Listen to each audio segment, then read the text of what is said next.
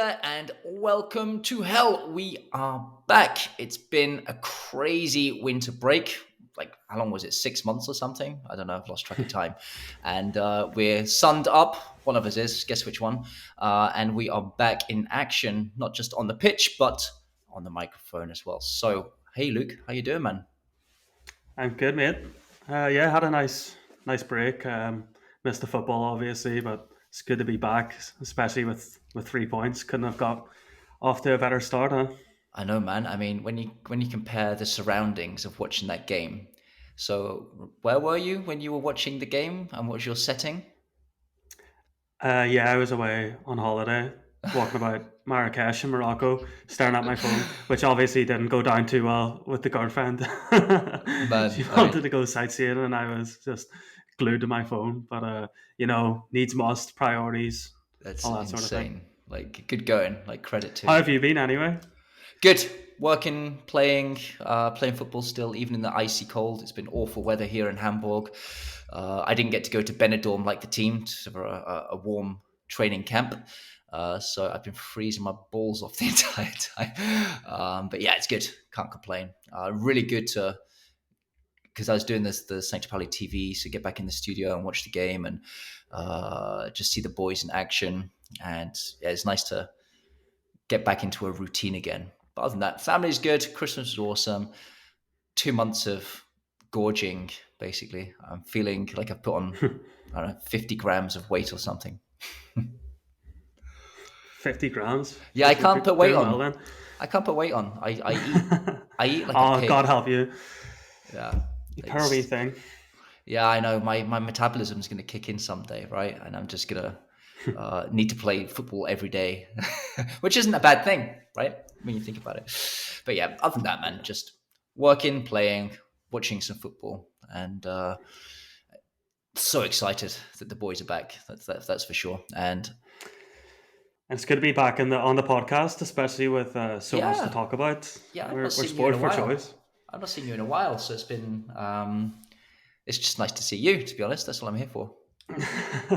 So since the last time we spoke, there's been a new manager, Yeah. four new signings, is it? I Yes. think. Yeah. No one's gone out the door other than the manager. And a away win. Can you believe it? The away win, like if you were to rank them in order of most likely to happen, the away win was looking the least likely. Was it?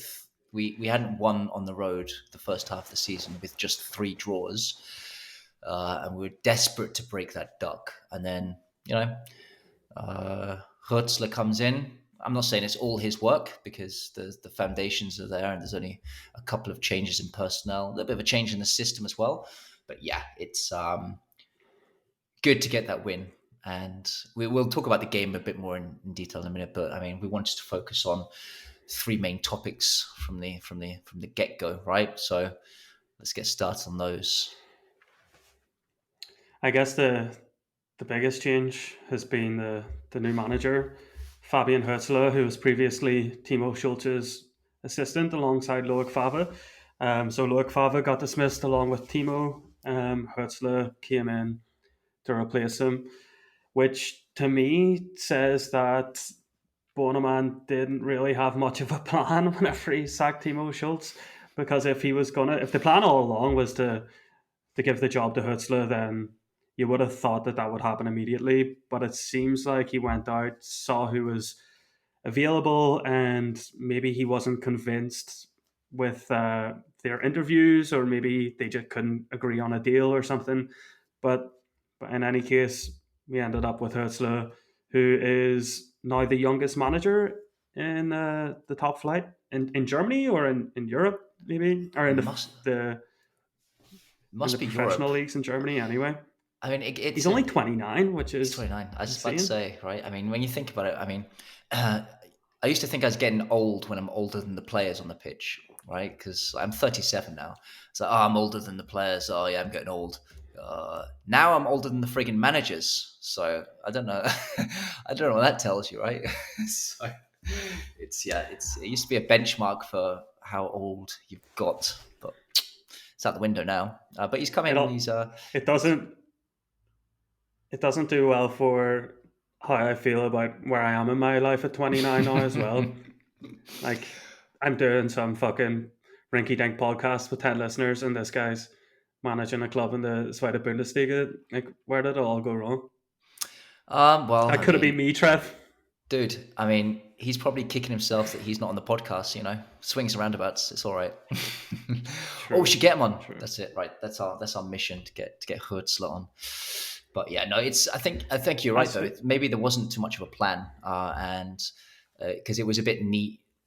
The original communication and messaging was, no, we're going to stick with Schultz. I think we all expected him to get maybe 5-10 games into the season restart and then make the change. But for it to happen when it did, maybe you're right. Maybe it was like they just couldn't align on the way forward. Like they were trying to bend Schultz put him into a box or something, and he wasn't having it. Whereas I'm not. I mean, I don't know anything about Hürzeler. I don't think many people do. But maybe he was a bit more aligned with Bornemann and Co.'s philosophy and strategy and game plan. I think you're right. Like, I'm venturing into conspiracy theory tinfoil hat territory here, but I think maybe Hutzler was possibly having his theories or ideas for how the team should move forward ignored by Timo Schultz and Fava, because if he's the one of the three who gets kept on and the other two get sacked, there's got to be something behind that. It must be that Bornemann prefers his ideas and how he thinks the team should be set up. Um, Yeah, what that means is who knows. But he's got the respect of the dressing room, from what I've heard, and he really put them through their paces on that. It wasn't a big holiday in Benidorm. They were getting run ragged, from what I've heard. So good. he's not going to be walked over. Especially a young manager. He's got to demand respect, and obviously he knows the squad well, being an assistant beforehand. So I'm optimistic. You gotta back the manager, and there's always like that sort of excitement whenever you get a young manager in, because there's that sort of unknown, and there's the possibility that he could be a great. He could just be some wunderkind who's already a great manager in his 20s. Especially in Germany, we've seen plenty of great Yeah, young managers apply their trade in the second division and then end up at some of Europe's biggest clubs. Just look at Klopp and Thomas Tuchel, for example. So if he Nagelsmann as can well. Yeah. follow in their footsteps exactly, then we're flying. Yeah, but So the only difference being that he stays with St. Pauli. He stays with St. Pauli and he takes us up. He doesn't go off to a bigger team. That's my only change in narrative there, I suppose. But yeah, I mean, I think you nailed it, right. So we'll get behind him, and he got off to a winning start, so that's alleviated a huge load of pressure. Because if we'd lost, like we did not play well, I'll get to that in a minute. But if we'd lost and not played well, then there would have been knives out already. But for the sake of winning and playing bad and winning, that's a saving grace, I suppose. So the jury's out a little bit longer yet. But welcome. We look forward to a successful era under you, good sir. And I'm sure the fans are right behind you straight from the off. And the players, as you said as well, seem to be too. So happy days. Let's go. yeah, exactly. So a few new signings have come in the door since we last spoke. So I think in our last podcast we'd already signed Mariges and Elias Saad, and Yes. since then we signed a new centre back in Metz, very experienced. Or did we already have Metz or No, during the Metz last is podcast? I don't think no so. Metz is new. Unless I wasn't there for it. Are you doing podcasts behind my back? Are you cheating? Not yet. If I find out about yeah. No, Welcome to Hell 2.0. oh god, that would break my little heart. But no, Metz was a relatively recent signing, and yeah, he was good. Like he seems to have come from a solid team alongside Medic. Is pretty solid. Obviously not. It's his first game. The team performance wasn't great, but he looked reasonable. I think he and Nemeth are very similar. And when Nemeth is back, he so Meds, Nemeth, and Medic. That's going to get tongue twistery. Are going to be pretty solid if we're playing with a 3-4-3, right? And those three centre backs, they all seem ball playing centre backs too. So I think they'll push a little bit forward as well at the same time. So that could be pretty cool. And solid in the air, all three solid in the air. So if you don't know about Karl Metz, he is Estonian and he's got a bundle of caps, over 80 caps for Estonia. So very experienced. He's 29 years old. He signed from the Swiss champions, Zurich. So he's got great pedigree. Yeah. And as I just mentioned, he's got experience, which is pivotal for this back line because our centre halves, Medic is young. Eric Smith isn't a centre back. Zvigala has his moments, you know. So that sort of experience is going to be vital, and we'll get on to how he performed against Nuremberg, but promising signs so far. Yeah, that's a good point. I didn't even think about that as a kind of role model kind of figure, commanding presence alongside Medic, because Medic is really young, despite him being a bit of a regular in the team. He's still quite young, but that's a good fact as well. Yeah, probably brought into the decision making for purchasing him, but yeah. And the fact that he went straight into the starting 11 just shows the confidence that Hürzeler has in him already. Yes. That might have been so because Eric Smith was injured, or not injured, he was sick for the match against Nuremberg. I don't know if it was Metz who came in for him or Medic. I suspect it was Medic, and they would have wanted to ease him back in a bit slower after his big injury. But the fact that he went straight in just shows that what he's capable of, you know. And he didn't look out of place at all. You can tell he's really ready to play at this level. So looking forward to that. Yeah. And the other signing since we last talked, a fella came in from Bolton Wanderers. What division are Bolton in? Are they in League One? League One? Yeah. Okay. Dapo Offline. He's a winger. He is fast, rapid, good. He's got good dribbling. He's got a good shot on him as well, actually, and he's very direct, which is great. A direct winger with pace is something that we've really been missing. And he came on against Nuremberg in the 60th minute, and we saw a few glimpses of what he's capable of. So that's very exciting.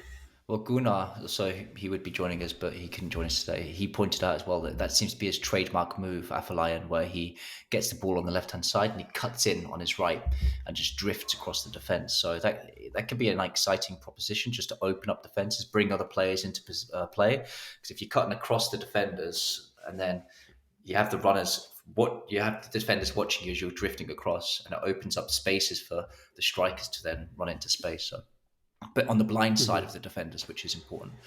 So yeah, it could be a nice trick to have up his sleeve, because we've not really had that since Chire left, right? Someone who can drive.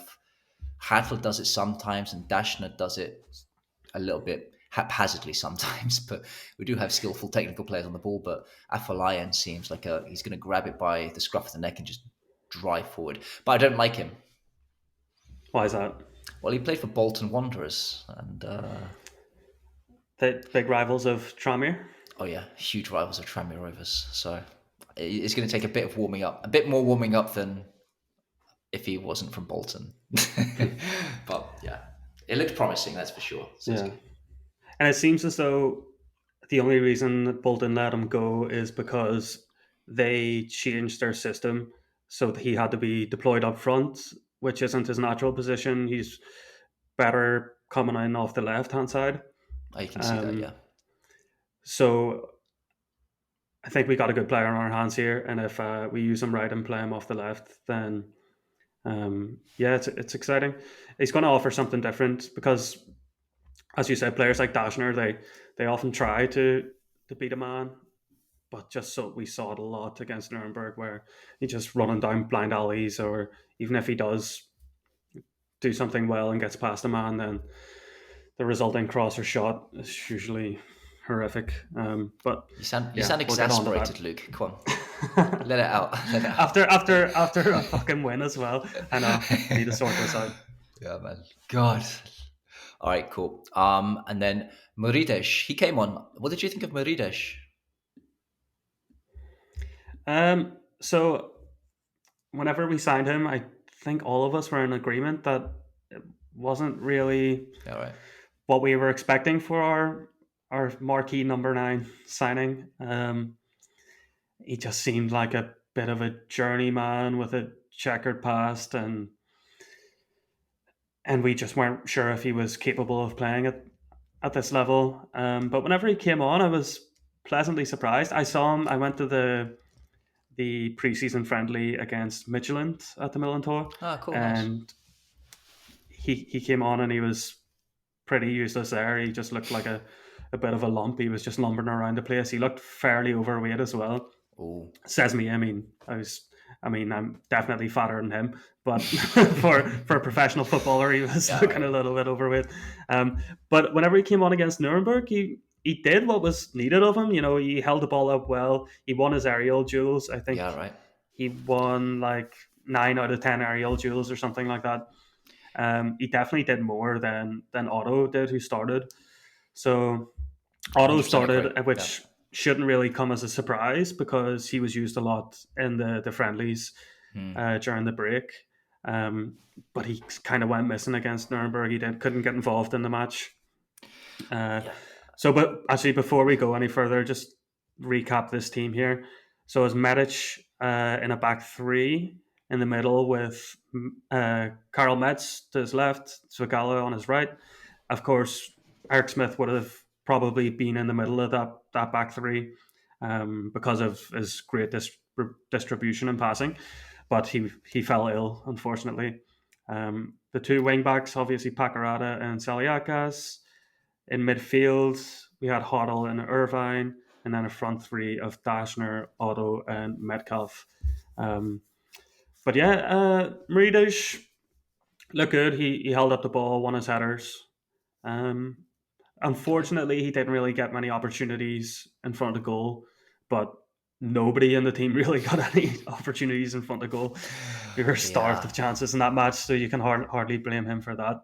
But no, I think Moridesh, there are a few headers into the feet of his strike partners, whereas we didn't have that when Otto was on. Yeah, I think Otto's a big guy too, and he is a kind of target man, but he wasn't retaining possession. And the way that we were playing, there's a lot of lumping it up, right, and just hoping for the best. Did you notice that? Like, I think Connor Metcalf was a culprit sometimes, where you just get the ball, it's like, oh fuck, I've got the ball, smash, and just hit it up into space. It's like, Mm, all right, okay, cool, composed. But yeah, it's I guess it's first game jitters and stuff back. It's been a while, 2.5 months or so. mm, I think we'll grow into it, but it just seemed a little bit patchy, should we say, at times. But yeah. that leads us into the next segment. Nuremberg away 500 kilometers each way, so 1,000 kilometer round trip. How mad is that? I know, yeah, mad. But I'm sure the journey was made much easier coming away with 3 points. Oh yeah, for Not sure. deserved, I would say. I No, mean, the performance was pretty awful. The first half in particular was woeful. dreadful.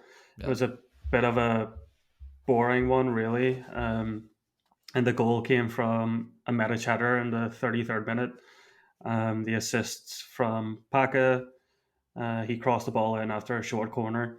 But overall, it was poor and it was often boring. It lacked quality. yeah, But we won. And yeah, winning ugly is a real skill in this league. And at the end of the season, the skill of winning ugly is really going to pay dividends. And it's something that we really missed in the first half of the season. So, yeah, considering where we were in the league before this match, the result 100% takes precedence. So, we can be happy about that. The performances can come later. We got a few new signings. Smith was out, so it wasn't the starting 11 that I would expect to see in a few games' time, so that we can wait for good performances. Right now, all I really care about is points, and we got them. So Yeah, happy days. I think it was you that said it, but I'd rather win ugly than lose pretty because we lost pretty a few times or drew after good performances in the first half. So the Rückrunde, awful performance, but a win. So that's all that matters right now. Points is all we need to give a shit about, and that happened. So yeah, tick And on to the next when game. you, if you haven't exactly, yeah, and we can hardly be picky about winning and which style we win an away match whenever it hasn't happened since Yeah, what this time last year. Late February 2022 was the last time was it we got an away February? win. So Jesus, wow. exactly, you take it however it comes, really, and then we can just it's something to build on. I mean, we went from just outside the relegation zone to we're in 10th now with Yes. one win. That's Yeah. how tight it is at the bottom. Yeah. So Yeah, there's yeah. four points behind Hansa Rostock, who are in ninth, all the way down to is it Magdeburg, who are at the bottom. So there's 4 points between nine teams, half the table. Like, that's It's mad. insane. Yeah, I mean, at this stage of the Sub league, season, isn't it? hey, it's not never boring, Hmm. but I mean, how much of a gap is there between that bottom half and the top half? Did you have a look at that? Yeah, I think there's 7 points Yeah, I thought so as between. So well. Rostock are a point ahead of us, Yeah. and then above them it's a 7 point jump to Kiel and our next opponent Hannover, who are both level on points. So we'll get on to that, but our aim should be really to hunt down the likes of Hanover and Kiel and get Mm. into that top half of the table where you're looking towards the promotion places rather than relegation. Yeah, right. Safety first, like to avoid relegation, is the ultimate goal, but at the same time, chasing the playoff places because we can get there if we have a really good Rückrunde. Then there's no reason why not. We've been shitting all over their performance. What was it in particular that you didn't like? There were points where, like I said, the calmness on the ball is just lumping it forward. Like there didn't seem to be much of a game plan in the final third. We didn't really have many attacking opportunities. Like my St. Pauli guy was telling me that they were trying to work specifically on the transition from defense into attack. That's what they're working on in Benidorm. They weren't didn't really put it into practice at all in the first half, like hardly at all, and in the second half, fleetingly. It's not because they didn't have Hmm. possession, because they had possession. They just were losing it, like with straight passes or like the amount of times that the ball was just kicked out of play or just errant passes that just weren't meeting their man and stuff. So I mean, maybe it's rust. That's okay. That's forgivable. But yeah, you'd expect a little bit better from the boys who've been training throughout this winter period. Like Jackson Irvine's the only one with an excuse for having tired legs, I think. Yeah, you made an interesting point there about them working on the transition from the back into attack because I'd assume that a big part of that transition plan would be having Eric Smith in the middle of those three centre backs because True. he's got a great passing range, and then whenever at the last minute, or I don't know how short notice it was, but suddenly you have to put Medic, who hasn't played in months, in the middle there, who isn't even close to Smith's range of passing or quality on the ball. I mean, But he played really well and the defense looked solid. mm, He even got on the score sheet, but I would prefer to have Medic on the right of a back three, replacing Svigala in this case, Smith in the middle, Met still left of him. So it'll be well, if interesting to see if that aspect improves whenever Smith is healthy again.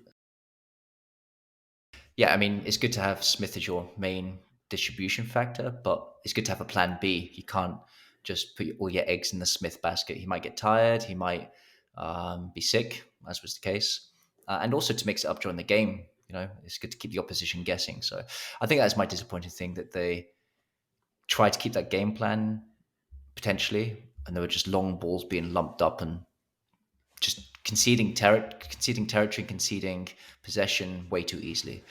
Mm. And we didn't really create much.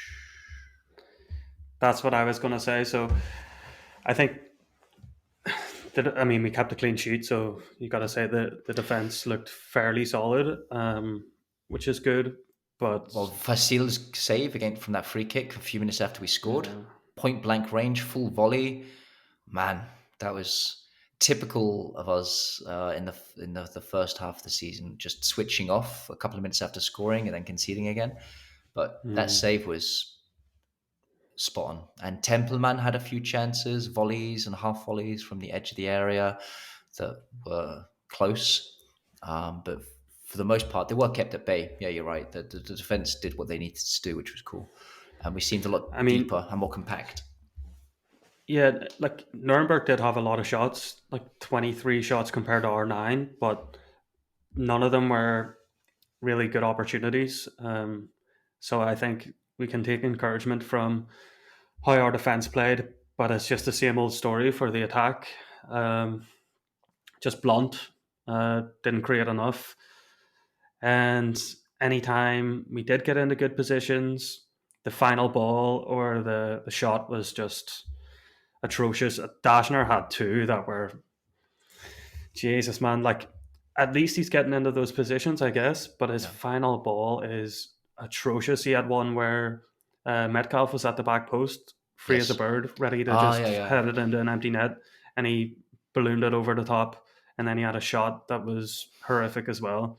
Um, I, like he's trying things, which is good, hmm. but it's just not really coming off for him yet. But again, like two of our new signings are attackers in Adapo and Mariges, so things might change up there. Actually, I really do expect them to change in the next match because it looked like Metcalf came off with a bit of a knock, and considering how Yeah. good Hmm. Adapo Afalayan looked whenever he came on, Yeah. I'd expect him to be starting the next match against Hanover. Yeah, it's good to see Metcalf starting because I really like Metcalf. I don't think he's an attack right though. I think he's more of a midfielder kind of guy. But he played. It was good to see him on. He didn't play well, but it was good to see him on. It's a shame I didn't know that. But yeah, Hmm. hopefully he's okay because It does seem a bit of a continuation of the first half of the season, though, that our midfield looked good. Um, the defense, okay, that was better, but the attack is just pretty lacking, really. And I don't know, maybe the new boys will make a change, or maybe it's just however we set up. Might have to move back to a back four, but then do you really want to upset the stability that we might have going with this back three? We'll see. We'll see. yeah, I mean, we still have Egerstein. We still have Amenido and Matanovic. I don't know whether they're still on the books, Yeah, but yeah, there's yeah, they're still there.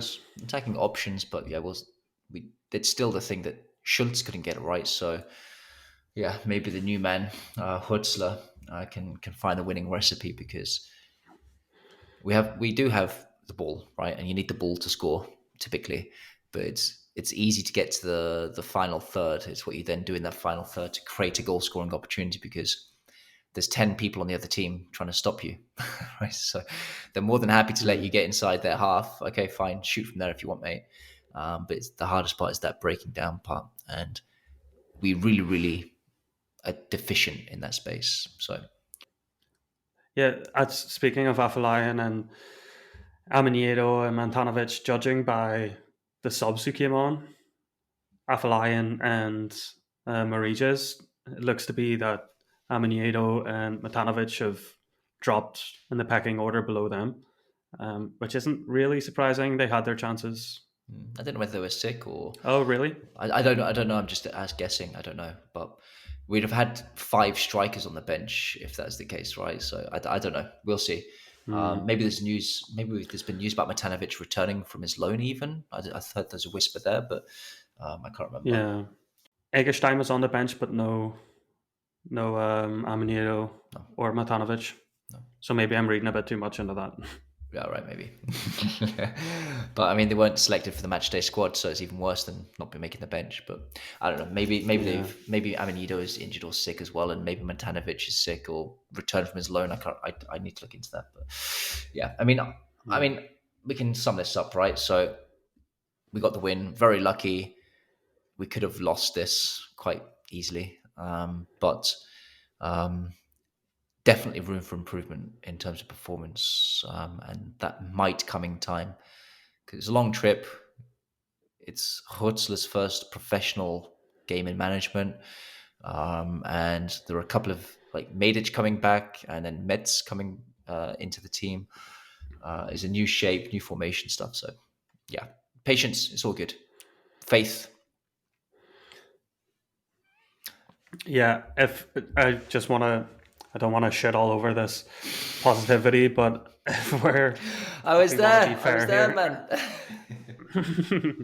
this is what I specialize in, just building up some positivity and then just shitting all over it. We're gonna have to get Um, some visual effects or something like storm clouds over you, and just when you start to talk, this like deep music, dude. so yeah, like the defense did look better. We kept a clean sheet, but Nuremberg have the worst attack in the league Oh yeah, that's true. statistically, going off of the first half of the season. Yeah. So that back line will have tougher tests to come. We'll just have to see how they shape up against them. But Yeah. yeah, like as bad as we were, Nuremberg were equally shite. Better in the first half, but their second half was fairly brutal. Um, and like they still had decent opportunities, especially in the first half. Kind of got away with one there, but yeah, maybe whenever we get a settled backline of Medic, Smith, and Metz, because Metz look good. So the delivery from Paka for Medic's goal, that was great. Yeah, it's a really good cross. Sad to see him go, eh? It's we've only got 6 months left of this. Oh yeah, we haven't even mentioned. No. Yeah, so Pacarata, our co-captain, has signed for FC Cologne. Um, I mean, he's been a great servant for the club. It was really, really tough to see on social media him posting photos from the stadium in Cologne. I don't like that. I don't know. Maybe that's just the way it's done now. But you still have half a season to play, more than half a season to play with St. Pauli. I think you should be focusing on that. Yeah. But each to their own. Yeah, Sad to see and him go. We're really gonna miss him. yeah, for sure. I mean, he's probably excited, right? Because it's the peak of his career, and he's going to be hopefully playing in the Bundesliga next season. So I can understand from his perspective. But yeah, as you say, he's still a Saint Pauli player, so to be posting pictures on someone else's feed in their stadium and stuff was a bit odd. But I can understand. He's probably excited and wants to shout about it. Eh? You can't begrudge him for wanting to play in the Bundesliga because he's definitely good enough. I mean, we've seen that year in year out at St. Pauli, and he's what 29 is he? I think it's 28, 29, yeah. Pacarata Yeah. 28. So it's pretty much his last opportunity to get a contract from a Bundesliga club. So yeah, wish him all the best. No, But good lad. Jesus Christ, we're gonna miss him, huh? Yeah, right. You're gonna have to start scouting for him now. His replacement now. Worth mentioning though, Yeah. on the Nuremberg thing. So we're talking about St. Pauli being awful on the road, but Nuremberg's home form was like the second worst in the league as well. And the only reason that it was not the worst or joint worst is because on the last game of the before the winter pause, they beat Paderborn at home. So that's a good omen if we're That's a uh, good result for them. yeah, right, because Paderborn were doing pretty well at the time. But yeah, so that's the only reason that they Mm. weren't the worst. So, and the history. Did you see the history of this fixture as well? I should have mentioned it earlier, but the history of this fixture that I only checked 10 games back because I couldn't be bothered going back any further. But we hadn't lost them in 10 outings, and 6 of them were wins. So it was a good team to get started against because history was on our side. However, Mm. having said that, we fucked that up before this season as well in other situations. I was gonna say, yeah. So yeah, Normally, that's a bad omen if a yeah, team hasn't, they we haven't won in 10 matches, they haven't yeah, scored, they've barely had a shot on target in 5 games, and then St. Pauli come into town and just fucking hand them 3 points on a platter. So yeah. yeah, it's never a given. No, so it was a given this time, so whatever that means, but usually has not been the Hmm. case. So it's good to, you know, keep in line with history for once. So yeah, all good. So yeah, it's Hmm. a good to keep that going because now it's 11 games, at least 11 games in a row. So yeah, high hopes. And it's cold as well. It's -1 degree, and it's you could see some players wearing gloves. How do you feel about players wearing gloves on the pitch? I don't give a shit. I'm Yeah, not me one too. of these Yeah, me old too. football heads who are like, oh, back in my day, you just fucking grit your teeth and bear it. So fuck. Like, Yeah, right. If you've got let cold them wear hands, I've it. got cold hands. Because I used to play Yeah. in London, and if you wore gloves in my team, it's a ribbing, right? There's no compassion for another's fingertips. So it's yeah, I don't know. It's just been drummed into me. Did you Don't ever wear watch gloves. that? Did you ever see the Sunderland documentary, Sunderland Till I Die? I think it's I did. on Netflix. I was watching it in the background, to be fair, It's but fucking well worth a watch. I remember there was a scene where their scouts went to watch a match and they completely wrote off the player that they were coming to watch because he was wearing gloves, and they were like, "Oh, he won't hack it at our club if he's out there wearing gloves. It's not even that cold." oh And god, I was like, well, that's why yous are fucking shite. This was like, I think they're doing better now, but this was whenever they were really hitting the skids. And it's like, well, if you have those types of fucking idiots who would like disregard the next Cristiano Ronaldo because he showed up in a pair of gloves, then you deserve everything you get. yeah. Sorry, that was a tangent. No, it's a great tangent because I completely agree. And yeah, if you're writing somebody off not on ability, but because you're wearing gloves, then yeah, as you say, you deserve to. You don't deserve to be in that position, basically. So Yeah, is yeah, is yeah. that a real thing? Like glove discrimination? We're gonna have to look into this, man. Like that's a real thing in football. It's a There's disgrace. lots of bad stuff in football as well, but if glove discrimination is something as well, then fuck. All right, sweet. Who do we have next? Because I'm like we're on an upward trend. We've won a game. I'm buzzing now. Let's go. Who are we up next? Next, we've got Hanover at the Millen Tour on Sunday afternoon. Are you going? Um, I am indeed. Yeah, looking forward to it. Can't wait. Um, and they are currently sitting seventh in the table, but they're above that gap that we were talking about between separating the top half and the bottom half. So they're the ones that we should really be chasing. Yeah, so they're on the correct side of breathing space. Yeah, we'll call it breathing space. Yeah. Uh, So they're only what 3 positions above us, but 7 points. Yeah. So once we get past those bastards Hansa Rostock, then we'll be coming for Kiel and Hanover, and getting a win against them this weekend will definitely help towards that. yeah. Oh, in my day job, we just hired somebody to work with me in Germany. So of all the people in Germany, guess what team he supports? Is it Hansa? If it's Hansa, you're gonna have to quit your job. Yeah, it's Hansa. Oh dear. Of all the people in Germany, like, I'm sure there's a few fans, but yeah, fucking supports Hansa. I should have asked him the interview process, right? Anyway, Yeah, we're hopefully playing I'm them a, fairly soon as well. yeah, So right. It's in a few weeks, so I'm gonna have to make sure we have the bragging rights because otherwise it's gonna be pretty shit. yeah, Yeah. Anyway, what are you thinking for the Hanover match? Are you confident? yeah, I think we'll win 1-0 again. I think we're just gonna churn out a couple of 1-0s or 1-1s, but I think 1-0. Just it's going to be dirty. Don't expect to be entertained. Don't take the popcorn. Take a stress ball. That's what you want to take to the game. Take a stress ball that you can squeeze. I'm like fuck's sake. But I think it'll be a 1-0 again. How about you? I'll take a 1-0. I mean, I think if we can just secure our spot in this division initially, by hook or by crook, playing shit, just getting the points, that's grand. That's fine by me. And then maybe once we're safe, we can start experimenting a bit, trying out new formations, bleeding in the new signings, things like that. Yeah. But priority one is staying up. Um, but yeah, I'm quietly confident. I think our squad is capable enough to beat Hanover at home. Mm. Um, so looking They forward to that one. they do have some good players. Like there's their goalkeeper's obviously well known with Ron Robert Zieler. He's pretty well known in the world of football from his Bayern Munich days. I think he's at Manchester United for a bit as well, right? And then they've got two strikers who have scored 7+ so far this season. Not all in the league, but in the shape of Nielsen and Seyd Teuchert.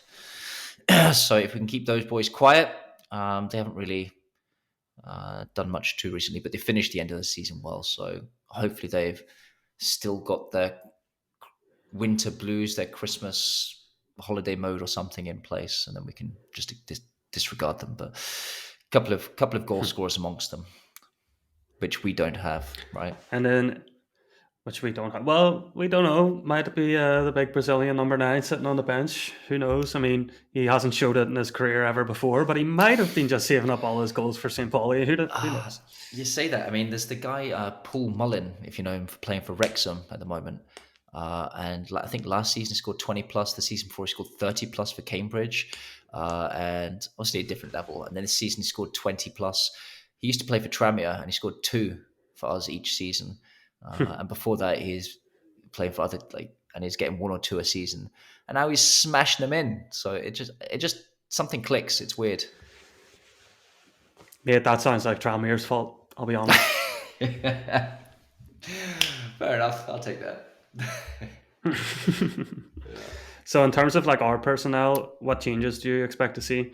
Because I'd say if Smith is back from his illness, he would slot back into that back three and take Svigala's place. Yes, I think so. And And Medic then to the side. if Medic, yeah, would go out to the right hand side, I would keep the wing backs the same. Yep. Saliakas didn't have a great game, but I think he's shown enough for us already. Oh, it's a That stupid yellow to keep his card place. again. What's with this guy and his petulance, right? Yeah, he's a bit of a firecracker, isn't he? I mean, it's a love-hate kind of thing because it's yeah he. But that early in the game, in the first game back, and because it's 20th minute or something, he got booked, I think, and it just leaves him a very very fine margin Hmm. for the rest of the game. But yeah, the guy, he's mad. Yeah, 26th minute he got booked for is a was it a throw in or a free kick and he just kicked the ball away just needlessly or something? I can't remember. It's something Those stupid. ones are so annoying as well. Yeah, Yeah. just so stupid. Well, I'd say he keeps his place anyway, and Yeah, right, fair then enough.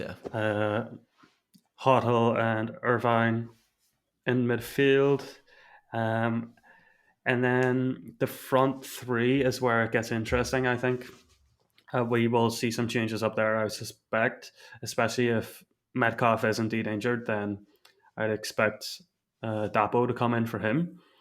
And also, Dashner and Otto's places aren't exactly secure. Egerstein's waiting in the wings, as is Marija's.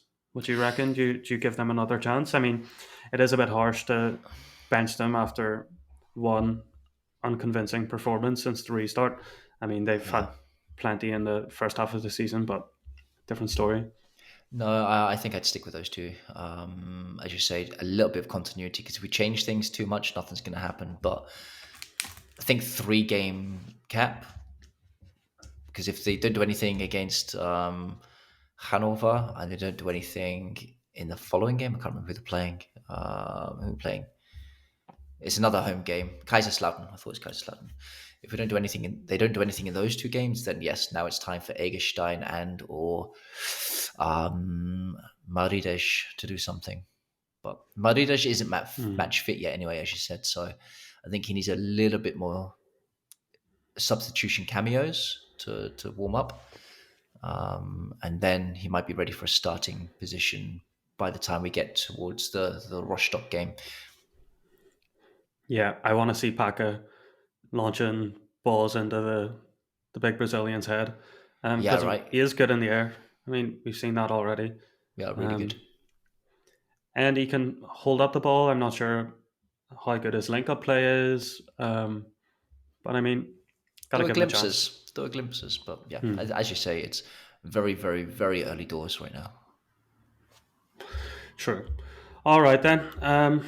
Anything else to add, or is that us for this week? No, that's us for this week. It's good to be back.